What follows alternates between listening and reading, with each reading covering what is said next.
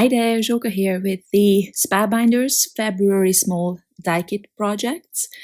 First I'm going to show you the die kit, and you will see that there's quite a few pieces to this. There's 4 different shapes that you can die cut on their own or with these filling kind of dies that will cut some patterns for you, and then there are all these small floral elements that you can add as a decoration to them.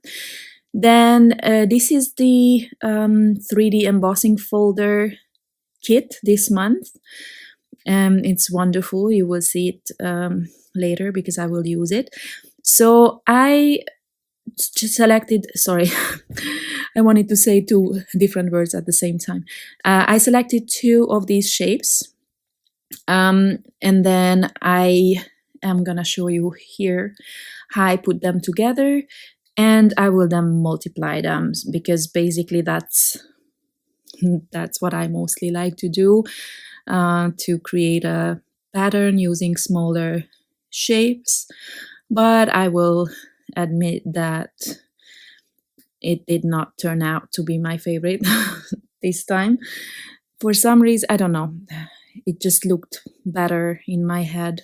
I had so many ideas how to how to do some patterns with these shapes, but then they just didn't look the way I imagined. So I don't know if this video will be helpful for you at all. Well, at least you see how to put these these things together. So I'm starting off with this diamond shape first, and then my idea was that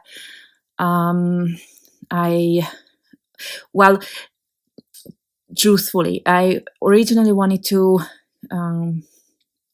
create all these shapes with the flowers to cover the whole background, but then it just felt so busy that even for me, that I broke it up with colorful diamonds that don't have any decoration to them or any, additional layers. But I don't know. I used all the colors that are in the flowers, but again, I don't know. Well, you'll be the judge. Anyway, what I wanted to mention, that thank you in the middle, that actually comes from the large die kit, I think. I just use it with this shape, but it does leave a bit of a mark because it's a different shape die, but it's okay. Then I trim off the edges after I'm done, and then I realized that I don't like so much how that looks, but I will go with it anyway. So I just trimmed off a little bit so that I have a white edge all around it, and I'm adding thin, not so thick foam tape to this. I think maybe it's 2 millimeters. So it just gives it a little bit of dimension. And then I will set this card aside for now. Obviously, I'm going to add some enamel dots or something later. So I'm continuing with this one, and this is what I was talking about, you see, because that shape is a different shape. I think it's almost like a square, and it leaves those marks. I try to kind of flatten that out with the help of my bone folder, but it didn't really make any difference. Now I am trying to create some kind of pattern. I didn't want to have a kind of like a hexagon shape, but also I didn't want to cover the whole thing. So again, I'm adding just some colorful shapes to the sides, and then I'm going to again trim this off. And this is actually what I meant earlier, not the first card, that I realized that I don't like something here. I will tell you in a second what it is. I did not notice it until I had the whole thing. Just when I, when I trimmed it off, I only had a little bit of white here and there on the sides, and that just looked so random. So I'm going to use some of the trimmed off pieces to fill those spaces. I don't know if this helps at all, but I thought it might. And then I also had to die cut some extra shapes because I didn't have enough colors and enough edges. So I die cut a few more, and then I will use these shapes. Actually, I will use a few times to fill those shapes. And I don't know if I like this at all, but I don't know. The colors I like. Maybe I should have tried some other pattern here. Well, anyway, you can hear that I'm completely distracted. I don't even know why. I've been so off lately. But I did enjoy working on the cards. There's not a lot that pulls me out of my bed lately. So I'm happy that I actually managed to create something. Okay, so I'm again doing the same thing as before, adding some foam tape here. And I really like this foam tape actually, that it's not very thick.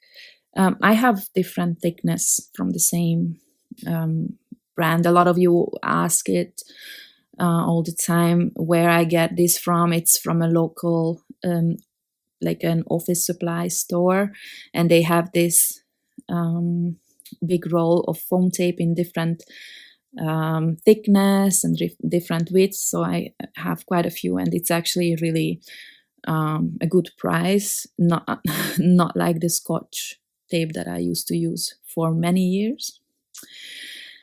Okay, so back to the projects. I had a little leftover from that embossing folder.